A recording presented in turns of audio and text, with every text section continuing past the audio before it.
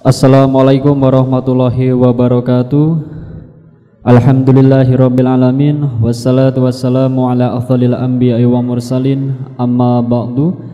Alhamdulillah, pada sore hari ini kita berjumpa lagi Zona Islami spesial Ramadan live dari Pondok Pesantren Al-Fatahiyah Miren Ngranti Tulung Agung. Pada sore hari ini kajian kitab hadis Arba'in Nawawi nomor hadis 18 akan disampaikan langsung oleh Kiai Muhammad Anang Muhsin. Assalamualaikum warahmatullahi wabarakatuh. Bismillah, alhamdulillah, salatu wassalamu ala rasulillah wa ala alihi wa sahbihi wa mawalah. Rabbi syrah li sadri wa yassir li amri wahlul 'uqdatam min lisani yafqahu qawli. Amma ba'du, fala haula wala quwata illa billahil aliyil azim. Kita sampaikan selamat sore kepada para santri, para pendengar Radio Perkasa FM dimanapun berada. Mudah-mudahan kita semua senantiasa dalam pertolongan hidayah Allah Subhanahu wa ta'ala, amin ya rabbal alamin. Meneruskan kajian kitab Arba'in Nawawi, kita telah sampai kepada hadis yang ke-18. Bismillahirrahmanirrahim. Al-hadisus samina asyar, hadis yang ke-18. An Abi Dzarrin Jundub bin Junadah, diceritakan dari Abu Dzarrin Jundub bin Junadah wa Abi Abdurrahman Mu'adz bin Jabal, dan sahabat Abi Abdurrahman Mu'adz bin Jabal radhiyallahu ta'ala anhuma, an Rasulillah, saking dari Kanjeng Nabi Muhammad sallallahu alaihi wasallam, qala, Kanjeng Nabi dawuh, ittaqillah haitsuma kunta, bertakwalah kepada Allah Ta'ala haitsuma kunta, dimanapun engkau berada. Jadi bertakwalah kepada Allah Ta'ala dimanapun kalian berada. Makna takwa adalah imtisalul awamir wajtinabun nawahi. Takwa itu melakukan perintah-perintah Allah Subhanahu wa ta'ala dan menjauhi larangan-larangan Allah. Itu makna takwa. Jadi orang itu betul-betul dikatakan bertakwa apabila perintah Allah dilakukan sekaligus menjauhi larangan.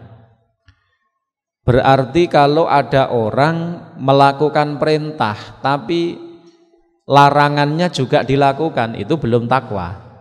Atau sebaliknya, dia tidak melakukan larangan tapi perintah Allah tidak dilakukan, ini juga belum dikatakan takwa. Jadi takwa itu kalimatun jami'ah li fi'lil wajibat wa tarkil manhiyat. Jadi istilah takwa itu melakukan perintah Allah Subhanahu wa ta'ala dan menjauhi larangan-larangan Allah Ta'ala. Itu namanya takwa. Dawuh Kanjeng Nabi nopo, ittaqillah haitsuma kunta, bertakwalah kepada Allah Subhanahu wa ta'ala haitsuma kunta, dimanapun kalian berada, dimanapun kau berada. Wa'ad bi'is sayyi'atal hasanah, wa'ad bi'is sayyi'ah al hasanah tamhuha, iringilah keburukan dengan perbuatan yang baik. Jadi kalau misalnya kita kepleset melakukan keburukan, maka segera susul dengan perbuatan yang baik. Tamhuha, kalau kita mau seperti itu, maka kebaikan itu akan menghapus keburukan. Jadi satu contoh begini, ai idza fa'alta sayi'atan, apabila misalnya kita kepleset ngelakoni maksiat, kepleset ngelakoni perkara sing dilarang Allah Subhanahu wa taala, maka fastaghfirillah minha, kita harus istighfar kepada Allah taala. Lalu setelah itu waf'al ba'da hasanah tamhuha, setelah kita istighfar kepada Allah lalu ikuti keburukan itu dengan kebaikan. Jadi misalnya setelah melakukan maksiat kita sedekah, setelah kepleset dalam kemaksiatan kita iringi dengan kebaikan. Seperti apa? Sedekah, wasolat, atau sholat, atau puasa, istighfar, zikir, dan lain sebagainya. Jadi kalau kita kepleset ngelakoni perkara yang buruk, perkara yang buruk atau maksiat, maka jangan diam, tetapi segera istighfar kepada Allah Subhanahu wa taala, minta ampun kepada Allah. Lalu setelah istighfar bagaimana? Wa'at bi'il sayyatal hasanah, kita melakukan kebaikan. Setelah kita kepleset dalam keburukan, istighfar, lalu kita susul dengan kebaikan. Apa kebaikannya? Ya semisal kasodakotin, seperti sedekah. Jadi bareng nglakoni elek, istighfar, lalu sedekah, lalu kita sholat, lalu kita puasa atau istighfar, zikir, membaca Quran, dan lain sebagainya. Maka kalau kita mau melakukan kebaikan setelah kita terpeleset dalam kemaksiatan, tamhuha, kata Nabi Muhammad SAW, tamhuha ay tamhul hasanah as-sayyi'ah ay tuziluha wa tudhibuha min suhufil malaikah hakikatan. Kalau kita mau melakukan kebaikan setelah kita kepleset dalam keburukan, maka niscaya kebaikan yang kita lakukan itu akan menghilangkan, menghapus dari keburukan yang terlanjur kita lakukan. Fi suhufil malaikah, dalam catatannya buku malaikat. Jadi nanti malaikat akan menghapus tulisannya, tulisan keburukan itu. Maka ini penting bagi kita, ya, penting bagi kita berusaha tidak melakukan perbuatan yang salah, tidak melakukan kemaksiatan. Kita berusaha menjaga diri kita agar tidak terjerumus kepada keburukan. Tetapi umpama tanpa sadar kita kepleset dalam kemaksiatan, apa yang harus kita lakukan? Kita harus atbi'is sayyatal hasanah, kita iringi, kita melakukan kebaikan, kita susul keburukan tersebut dengan perbuatan yang baik, seperti sedekah, sholat, puasa, ngaji, zikir, baca Quran, ya.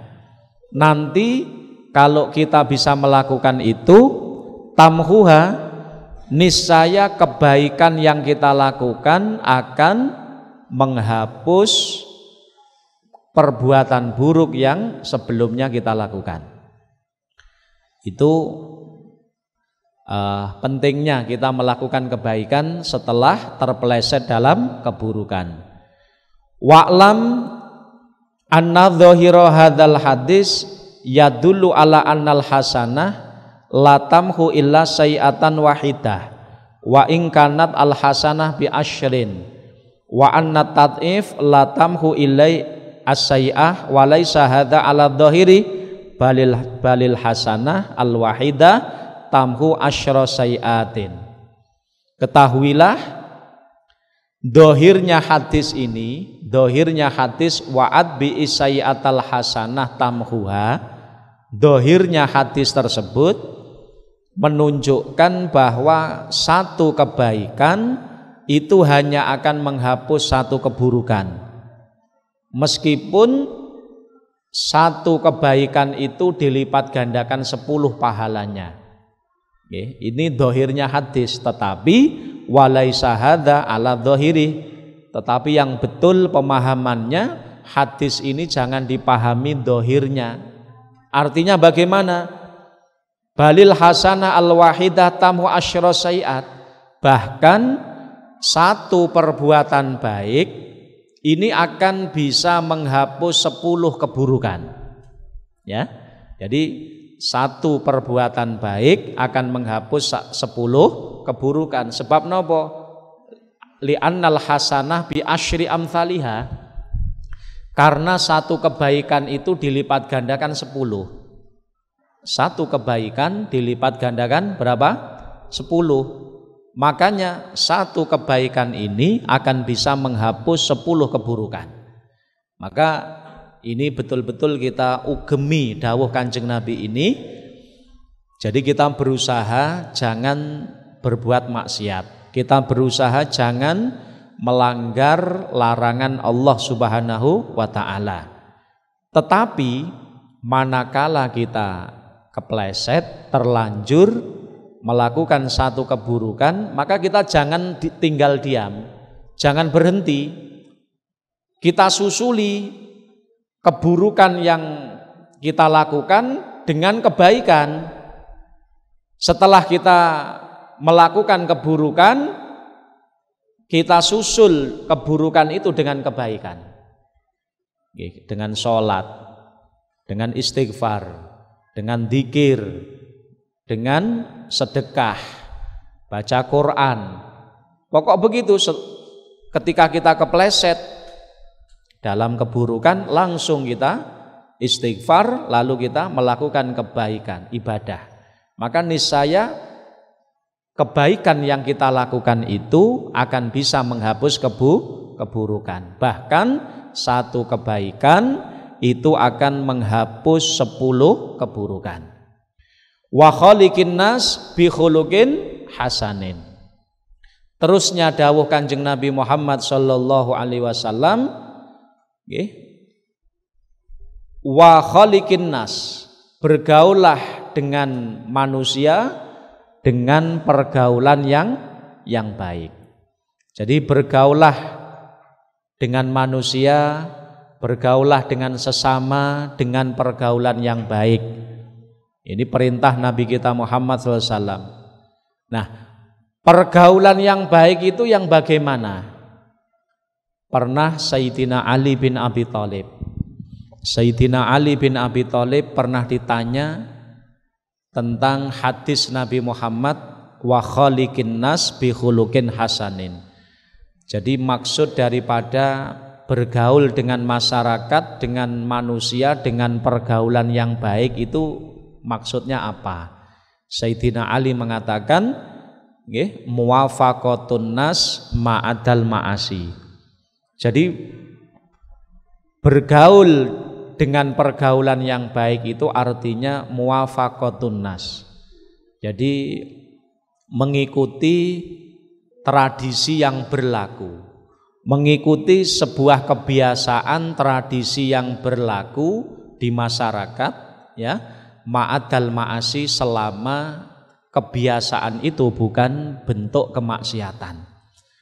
Jadi ada hal yang penting yang harus kita garis bawahi, bahwa khuluqin hasanin, budi pakerti yang baik itu adalah menyesuaikan dengan tradisi yang berlaku di sebuah masyarakat selama tradisi itu bukan maksiat.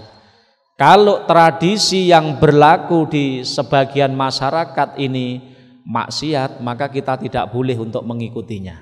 Ya, jadi selama itu tidak maksiat, tradisi di sebuah daerah, di sebuah tempat, ya sudah kebiasaannya begini dan seterusnya, maka kita ikut selama tradisi atau kebiasaan tersebut bukan maksiat. Itulah budi pakerti yang baik, sebagaimana yang didhawuhkan oleh Sayyidina Ali bin Abi Thalib, muwafaqatun nas ma'adal ma'asi. Jadi ini sangat penting. Makanya Islam itu tidak anti tradisi, tidak. Ya. Jadi Islam itu menghargai sebuah tradisi selama tradisi tersebut tidak maksiat, selama tradisi tersebut tidak bertentangan dengan syariat. Namun kalau sebuah tradisi ini kok sudah berbentuk maksiat, tradisi suatu daerah misal kok ini maksiat atau bertentangan dengan syariat, maka tidak boleh kita mengikutinya. Tapi selama tradisi itu tidak bertentangan atau tidak maksiat, maka hendaknya kita menyesuaikan.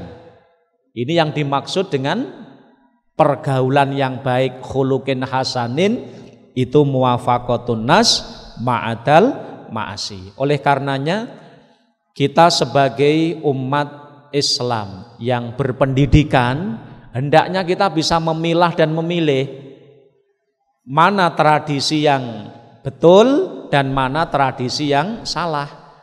Tradisi yang betul seperti misalnya ketika ada orang yang meninggal dunia lalu setelahnya biasanya nopo tahlilan. Ya toh? Tradisi ini kan tahlilan. Tahlilan itu termasuk tradisi yang baik. Kenapa? Wong tahlilan itu adalah mendoakan orang yang meninggal. Mendoakan orang yang meninggal, dan doa itu sangat penting. Bukan ratapan, tahlilan itu bukan ratapan loh ya, bukan meratap, bukan niyahah, bukan. Tetapi tahlilan karena kematian seseorang itu adalah termasuk bagian dari doa.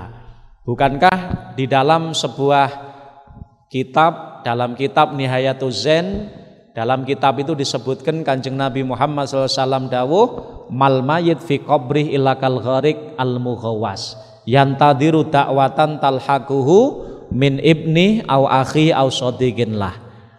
Jadi disebutkan mal mayyit fi qabrih, orang meninggal dunia, wong sing wafat di alam kuburnya itu seperti orang tenggelam di laut yang membutuhkan pertolongan. Saman bayangno, kalau ada orang hidup kelelep neng laut, kelelep neng kali, kelelep neng danau, apa yang kita lakukan? Menolongnya. Bagaimana cara menolongnya? Diuncali ban misalnya, diuncali ban akhirnya dia iso nyekel ban akhirnya ndak kelelep gitu. Tapi kalau orang yang meninggal dunia, wong sing wafat di alam barzah, ini juga nisbatnya seperti orang tenggelam di laut yang butuh untuk ditolong. Bentuk pertolongan kepada orang yang meninggal apa? Doa, yantadhiru da'watan talhaquhu. Jadi orang yang meninggal dunia di alam kuburnya itu yang dinantikan hanyalah doa, sedekah dari orang yang masih hidup. Apabila orang yang hidup mau sedekah, mau mendoakan, maka mayit itu seneng luar biasa, bahkan senengi melebihi apabila diberi dunia seisinya. Makanya termasuk tradisi seperti tahlilan, itu tradisi yang baik. Wong itu intinya doa, ya. Intinya doa. Ngoten. Kemudian juga intinya sedekah. Ya. Sedekah itu dianjurkan kapan saja. Doa juga dianjurkan kapan saja. Yang penting biaya daripada sedekahan itu, yang penting biaya sendiri, bukan diambilkan dari tirkah yang di situ masih ada ahli waris yang statusnya mahjur alaih.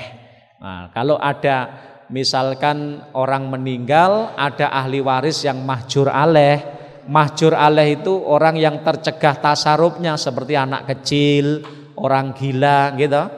Maka sebelum harta warisan itu dibagi, tidak boleh digunakan untuk sedekahan. Itu urusan hartanya. Tapi dzatiyah daripada tahlilan itu adalah tradisi yang baik. Maka kalau kita berakhlak dengan akhlak yang baik, wa khaliqin nas bi khuluqin hasanin, maka Sayyidina Ali mengatakan muwafaqatun nas ma'adal ma'asi. Jadi berakhlak dengan akhlak yang baik itu artinya menyesuaikan dengan tradisi yang berlaku selama bukan maksiat.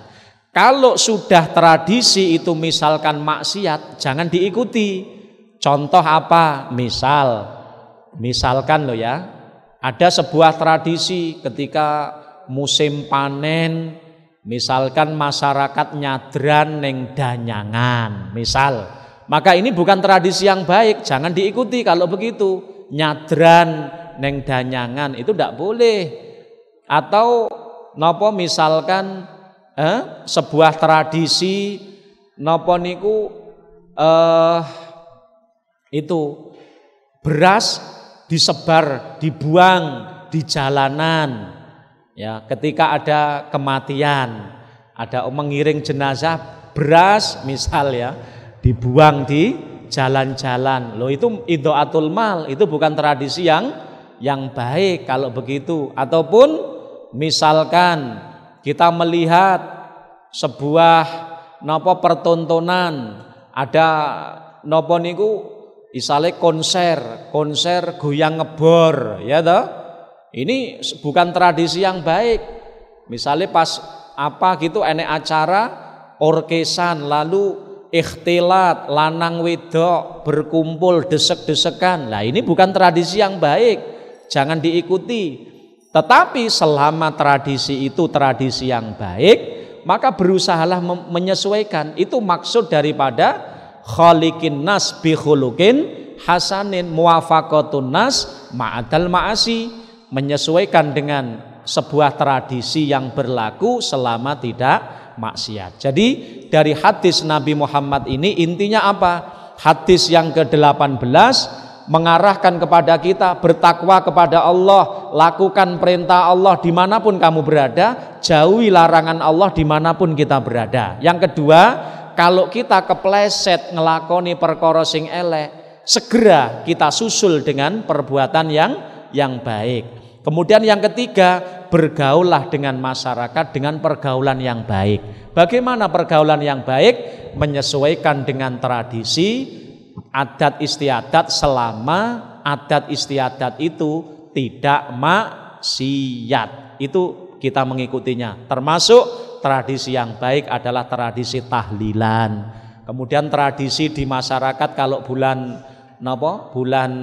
Rabiul Awal ngenek ini peringatan mauludan. Itu juga termasuk tradisi yang baik karena tujuannya adalah untuk mengagungkan, memuliakan hari kelahiran Nabi Muhammad SAW, bentuk syukur atas lahirnya Nabi Muhammad SAW. Mudah-mudahan kita diberikan pemahaman ilmu yang benar oleh Allah Subhanahu wa Ta'ala. Amin, Allahumma amin. Kajian kitab Arba'in Nawawi dengan nomor hadis 19 akan dilanjutkan oleh Kiai Muhammad Anang Muhsin. Ya, kita teruskan. Sekarang kita melanjutkan hadis ke-19. Al-hadisu tasi'a asyar, hadis yang ke-19. An Abil Abbas radhiyallahu ta'ala anhuma. Qala kuntu khalfan Nabi sallallahu alaihi wasallam yauman. Faqala ya ghulam inni uallimuka kalimat ihfadillah yafatka ihfadillah tajidhu tujahak idza sa'alta fas'alillah wa idza sta'anta fasta'in billah wa'lam annal ummah lawijtama'at ala ayyang fa'uka bisyai'in lam yang fa'uka illa bisyai'in qad katabahullah lak wa inijtama'u ala ayyadurruk bisyai'in lam yadurruka illa bisyai'in qad katabahullah alaik rufi'atil aklam wa jafatis suhuf. Hadis yang ke-19 dari Abil Abbas radhiyallahu ta'ala anhuma, beliau berkata, kuntu, aku berada di belakang Nabi Muhammad sallallahu alaihi wasallam. Pada suatu hari dan kemudian Kanjeng Nabi Muhammad dawuh, ya ghulam, wahai anak muda, wahai anakku, inni u'allimuka kalimat, aku mengajari engkau beberapa kalimat. Ihfadillah yafadka. Pertama, jagalah Allah. Maksud daripada jagalah Allah ini adalah ihfad awamirah wam tasilha wantahi awan nawahi. Jadi jagalah perintah-perintah Allah Subhanahu wa ta'ala, ikutilah, laksanakan perintah-perintah Allah, jauhi apa yang dilarang oleh Allah. Jadi makna menjaga Allah Subhanahu wa ta'ala itu adalah menjaga perintah-perintah Allah, menjaga perintah Allah, melakukan perintah-perintahnya, menjauhi larangannya. Itu makna menjaga Allah ta'ala. Kalau kita menjaga Allah dengan melakukan perintah-perintahnya, menjauhi larangannya, apa yang akan kita peroleh? Yahfadka. Maka niscaya Allah Subhanahu wa ta'ala akan menjagamu. Artinya ai fi tatallubatika wa fi dunyaka wa akhiratika. Jadi kalau engkau menjaga perintah-perintah Allah, menjauhi larangan-larangannya, niscaya keinginanmu akan dipenuhi oleh Allah Subhanahu wa ta'ala, dan engkau akan dijaga oleh Allah baik di dunia maupun di akhiratmu. Qala Allah ta'ala, Allah Subhanahu wa ta'ala dawuh, man amila sholihan min dzakarin aw untha wa huwa mu'min falanuhyiyannahu hayatan thayyibah.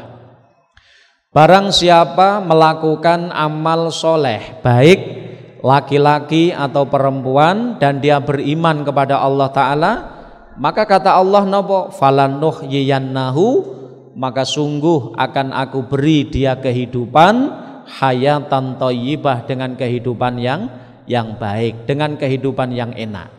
Oleh karenanya, wa ma yasulu lil abdi minal bala wal masaib bisababi tat'i awamirillahi ta'ala. Maka apabila seorang hamba terkena musibah, itu disebabkan karena dirinya telah menyia-nyiakan perintah Allah Subhanahu wa ta'ala. Wa ma asobakum mim musibah fabima kasabat aidikum. Disebutkan bahwa tidak ada musibah yang mengenai diri kalian kecuali disebabkan oleh perbuatan-perbuatan kalian sendiri. Oleh karenanya, nasihat Kanjeng Nabi yang pertama adalah ikhfadillah yafadka. Jadi jagalah Allah dengan menjaga perintah-perintahnya, melakukan perintah, menjauhi larangan, niscaya Allah akan menjagamu di dunia dan di akhirat. Ikhfadillah tajidhu abtujahak. Kemudian jagalah Allah, niscaya engkau akan menemukan Allah ada di depanmu. Artinya kalau kita menjaga Allah dengan melakukan perintah, menjauhi larangan, niscaya akan kita temukan pertolongan Allah di depan kita. Pertolongan Allah di depan kita. Ini sebagaimana sabda Nabi kita Muhammad sallallahu alaihi wasallam, ta'arraf ilallah firraha ya'rifka fisyiddat. Ingatlah kepada Allah, kenallah kepada Allah dalam kondisi longgarmu, agar Allah mengingatmu di saat kesulitanmu. Ya, jadi ini napa? Ingat kepada Allah dikala kita longgar. Ingat kepada Allah dikala longgar artinya melakukan ibadah, menjauhi larangan Allah di saat kita longgar. Maka niscaya umpama suatu ketika kita dalam kondisi kepepet, Allah akan memberi pertolongan. Waqad nasallahu ta'ala fi kitabi annal amalis soleh yang fa'u inda syiddah wa yunji fa'ilaha. Dan dari Allah Subhanahu wa ta'ala menjelaskan ya di dalam kitabnya Allah Ta'ala bahwa amal soleh, kebaikan yang kita lakukan itu, kebaikan yang kita lakukan, ibadah yang kita lakukan di saat kondisi longgar itu akan bermanfaat. Yang fa'u inda syiddah, akan bermanfaat ketika kita dalam kondisi kepepet dan akan menyelamatkan pelakunya. Wa anna amalal masoib yu'addi bisoibila syiddah, dan perbuatan buruk di saat longgar akan menyebabkan kita jatuh kepada keadaan terpuruk. Qala ta'ala hikayatan an Yunus alaihissalam, Allah subhanahu wa ta'ala dawuh menceritakan keadaan dari Nabi Yunus alaihissalam ketika Nabi Yunus berada dalam perut ikan. Nabi Yunus ketika berada dalam perut ikan, maka Nabi Yunus bertasbih kepada Allah, la ilaha illa anta subhanaka inni kuntu minadz zalimin. Lalu Allah subhanahu wa ta'ala dawuh, falaula annahu kana minal musabbihin lalabisa fi batni ila yaumin yub'atsun. Allah dawuh, andai sesungguhnya Nabi Yunus bukan orang yang ahli tasbih, umpama Nabi Yunus ketika waktu longgar itu bukan orang yang senang bertasbih kepada Allah Ta'ala, lalabisa fi batnih ila yaumin yub'atsun, maka niscaya Nabi Yunus akan terus berada di dalam perut ikan sampai datangnya hari kebangkitan. Ya, jadi artinya nopo?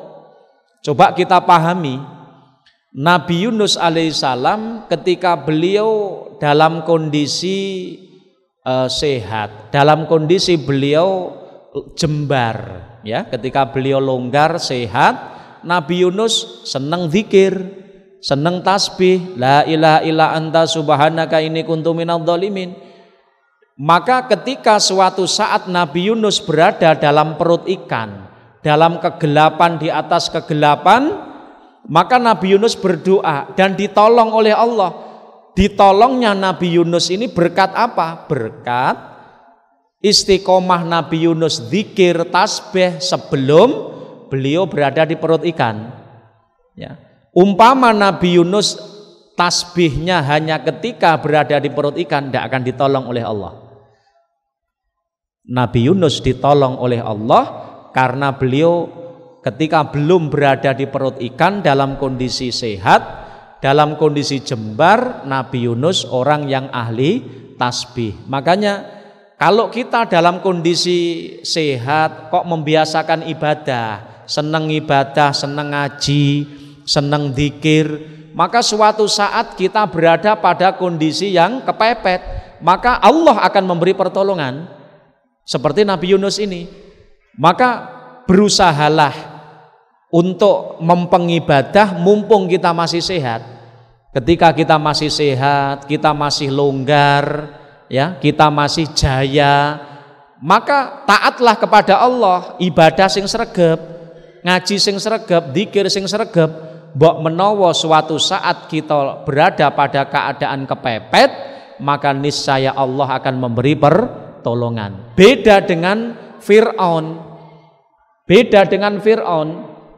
Fir'aun itu dalam kondisi jaya, dalam kondisi longgar, Fir'aun tidak mau beriman. Tidak mau beriman.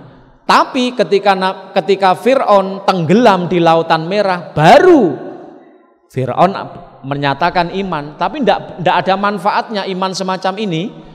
Maka diceritakan, walamma qala Fir'aun amantu annahu la ilaha illalladzi amanat bi banu Israil qala lahul malak al-an wa qad asaita qabl wa kunta minal mufsidin. Jadi keadaan Nabi Yunus ini beda dengan Fir'aun. Kalau Nabi Yunus sebelum di perut ikan beliau ahli tasbih, dalam kondisi sehat ahli tasbih, ahli zikir, ahli kebaikan, ahli ngaji, Nabi Yunus. Maka kebiasaan baik yang dilakukan ketika masih sehat ini akan menjadi penyebab mendapat pertolongan Allah ketika kondisi kepepet seperti Nabi Yunus. Tapi coba lihat Fir'aun ketika jaya dheweke ndak iman. Ketika Fir'aun tenggelam di lautan merah, haup, baru Fir'aun mengatakan amantu annahu la ilaha illalladzi amanat bi banu Israil. Aku iman, saiki aku iman ning pangerane Bani Israil. Loh, dijawab oleh malaikat, al-an saiki awakmu menyatakan iman. Wingi-wingi kenapa? Di saat kamu longgar kenapa? Di saat kamu jaya kenapa kamu tidak iman? Bahkan kamu bermaksiat kepada Allah. Waqad asaitam qabl wa kunta minal mufsidin. Akhirnya apa?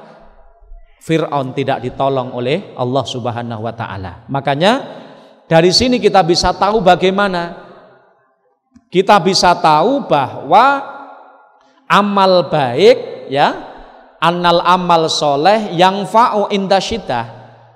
Kalau kita ketika kondisi sehat, keadaan sehat ngeten niki kok sregep ngibadah, sregep zikir, ya, sregep eling Allah, maka mbok menawa suatu saat kita dalam kondisi kepepet, maka kita akan ditolong oleh Allah Subhanahu wa taala. Makanya mumpung awake dhewe diparingi sehat, seneng zikir, seneng ngaji, seneng salat, seneng ibadah, supaya apa? Besok ketika kita kondisi lemah, kondisi kepepet, kita akan ditolong oleh Allah taala. Fas'al wa idza sa'alta, dawuh Nabi Muhammad, idza sa'alta fas'alillah. Kalau kamu minta kepada Allah. Fa idza sta'anta fasta'in billah. Kalau kamu minta perlindungan, minta tolong, mintalah pertolongan kepada Allah taala. Nah, minta pertolongan kepada Allah ini maksudnya ada dua. Yang pertama, sesuatu yang kita minta itu memang Allah sendiri yang bisa memberi. Contoh hidayah, iman, ya, hidayah, iman, ilmu. Kalau begitu kita langsung minta kepada Allah hidayah, iman, ilmu. Tapi yang kedua, apa yang kita minta itu terkadang secara adat itu Allah memberikan di tangan hamba-hambanya. Seperti kita minta pekerjaan. Nek kita kepingin melamar di sebuah pekerjaan, pengen kerja, pengen nyambut gawe, melamar ke sebuah perusahaan, maka kita tetap minta kepada Allah. Bagaimana cara mintanya? Ya Allah, lulutkanlah hatinya bos saya supaya menerima saya. Tetap yang kita minta adalah Allah Subhanahu wa taala. Misal kita bangun masjid, ya, kita minta rezeki Allah yang memberi.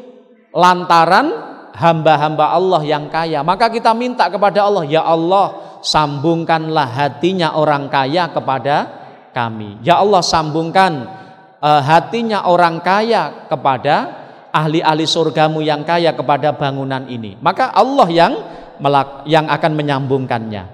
Kemudian lawis tamaat ala ayyang fa'uka wa'lam annal ummah, ketahuilah sesungguhnya umat ini apabila berkumpul untuk memberi kemanfaatan kepadamu, tidak akan bisa memberi kemanfaatan kecuali dengan sesuatu yang telah Allah takdirkan. Sebaliknya, apabila umat ini berkumpul untuk memberikan madorot kepada kamu, tidak akan bisa kecuali dengan sesuatu yang Allah takdirkan, dengan sesuatu yang telah Allah takdirkan kepada kamu. Maknanya nopo? Kita harus tawakal, iktimat kepada Allah Subhanahu wa taala. Maka hadis ini mengajak kita semuanya bagaimana? Satu, kita harus ingat Allah di saat kita longgar.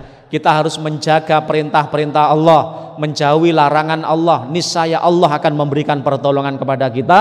Dan ketahuilah kita harus selalu iktimat, bersandar kepada Allah. Wa may yatawakkal 'alallah fahuwa hasbuh. Kalau kita mau tawakal kepada Allah, niscaya Allah yang akan menjadi penolong bagi kita semuanya. Mudah-mudahan semuanya mendapat pertolongan Allah Subhanahu wa taala. Amin.